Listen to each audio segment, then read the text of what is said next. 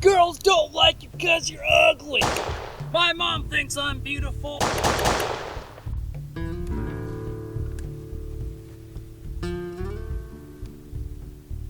Okay. As you can tell by my badge, my 6-shooter, I'm the sheriff in these parts. And over yonder I have the biggest, meanest villain you've ever seen in these parts. My belief system. You'll never get a promotion at work because you're lazy and dumb. I am not lazy. I am uninspired. Beliefs are more than if you think the Tooth Fairy or Santa Claus is real. They occupy a large portion of our consciousness and are linked together in a massive spiderweb. Who am I? Do I belong here? Do these people like me? How do I feel about this certain thing? What results will my actions lead to? Is it safe or not? No one will come visit you because your cabin's too small. My cabin has a roof and that's good enough for me. Beliefs are so powerful that they make up everything that we are. But not all of them benefit us. These negative and limiting beliefs have kept you from living a life you deserve. It is as if they create a mold of who you are, and you are only allowed to move within the outer dimensions of it. You take the job you feel you qualify for, marry the mate you feel you deserve, and live a life that fits within who you feel you are. How did we come to this? Not all beliefs are bad. In fact, the original purpose of the belief system was to protect us from things, such as, if I touch that pen, I believe it's going to hurt. If I get shot with a bullet, I believe I'm going to bleed off and die. A belief is not merely a belief.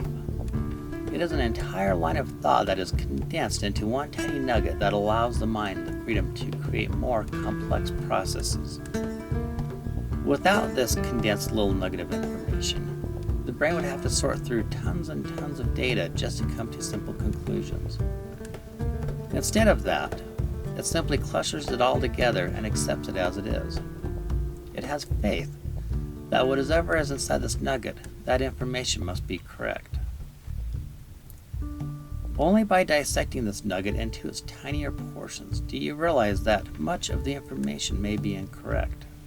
In fact, most of it may seem unfamiliar to us altogether.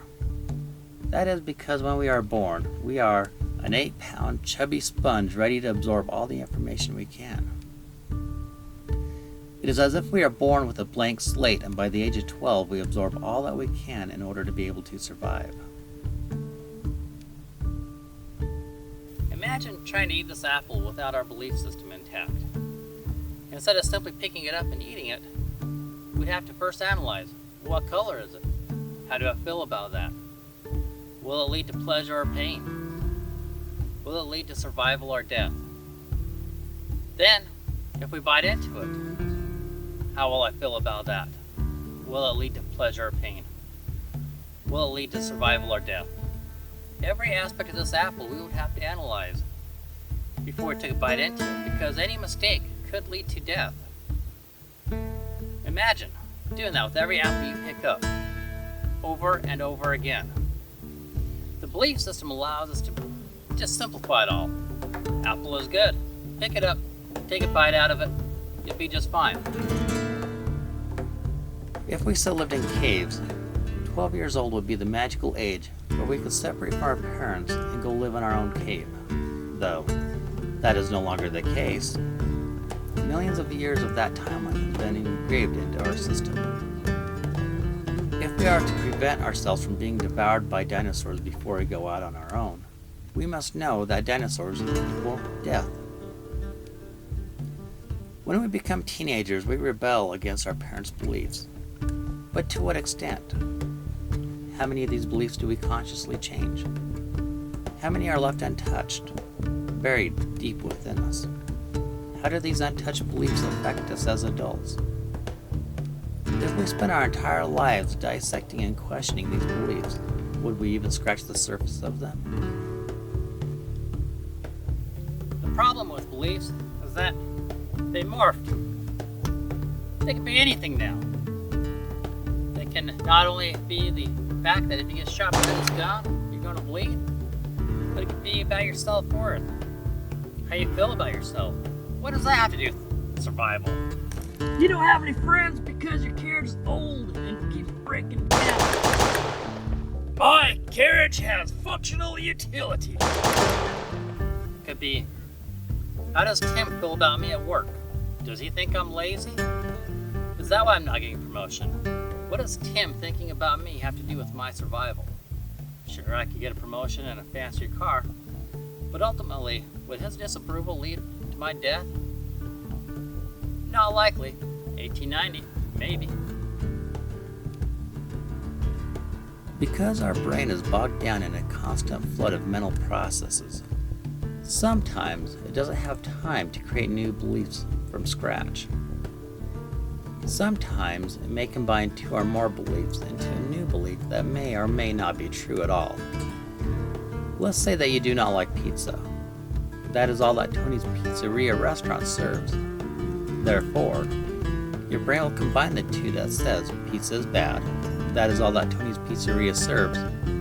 Therefore, Tony's Pizzeria is bad.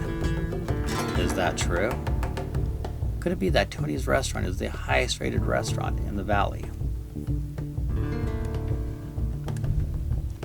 You smell bad. You smell bad. You smell bad. You smell bad. It's 1890.